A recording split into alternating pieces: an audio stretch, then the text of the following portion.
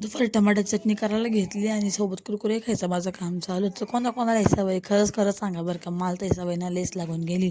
आमच्या घरी ना छोटी छोटी क्रिएटर आली होती बरं का, यूट्यूबवरच्या लई मस्त मस्त व्हिडिओ, तुम्ही पण बघा, खूप भारी व्हिडिओ बनवते. पण त्याचे व्हिडिओ बघून तिलाच का बरं असायला येत होतं ना काय माहिती. आजकाल सगळ्यांनाच ब्लॉग करायचं गेलं बरं, त्याच्यामधलीच मी पण एक येडी आहे. मग काय घेतलं दूध आणि बघितलं काय दूध फाटून गेले, राहिली माझी कॉफी करायची. मग काय ते दूध घेऊन पॅनमध्ये बसून घेतलं आणि साखर टाकून त्याचा कलाकंद बनवायला घेतला.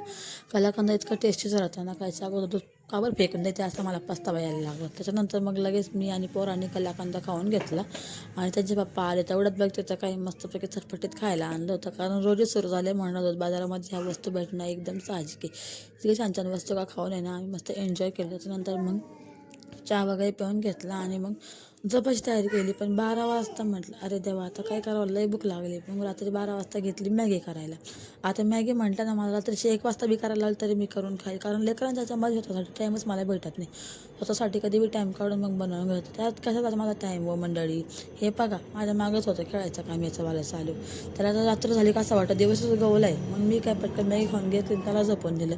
तर मग असे घरगुती किस्से ऐकायला आवडत असतील तर नक्की आपल्या चॅनलला सबस्क्राईब करा आणि व्हिडिओला लाईक करा. थँक्यू. भेटूया पुढच्या ब्लॉगमध्ये.